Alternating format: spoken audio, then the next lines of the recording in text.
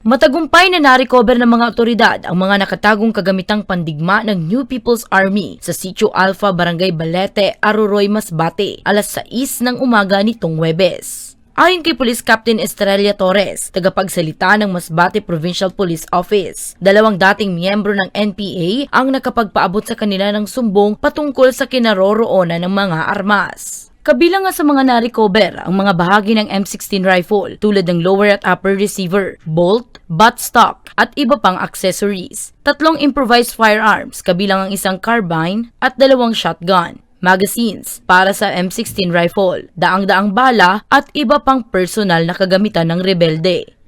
Usually yung mga ganitong natin is yan siya, abandoned na siya kasi nga ang dami na po ang dami na pong nagso-surrender po dito sa sa PNP tsaka sa AFP. So, karamihan ma'am ng mga kota nila is inaabandon na nila at lumilipat na po sila kung saan po sila pwede naman ulit makapag-establish po ng kota na mahirap na pong matrace. Ito kasi yun nga, syempre meron din silang mga plano.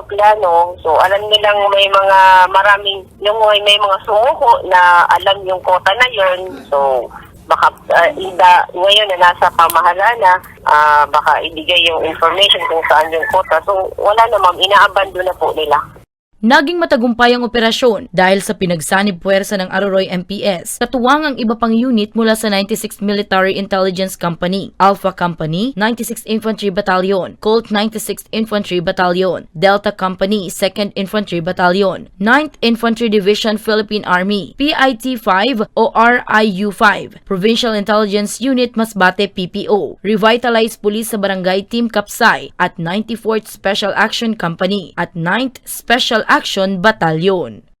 Well ma'am, pinupura po ng ating lutihing Provincial Director si Police Colonel Jefferson Araojo ang matagumpay na operasyon at binigyang diin ang patuloy na kooperasyon ng dating mga rebelde sa pagsugpo sa insurhensiya. Sabi po ng ating Provincial Director, ang tagumpay na ito ay patunay ng patuloy na pagbagsak ng CPG sa Masbate. Samantala, nasa kustodiya ng Aroroy MPS ang mga na-recover na mga gamit at armas para sa kaukulang disposisyon. Para sa mga balitang Tatak, Bicol, Danica Garcia.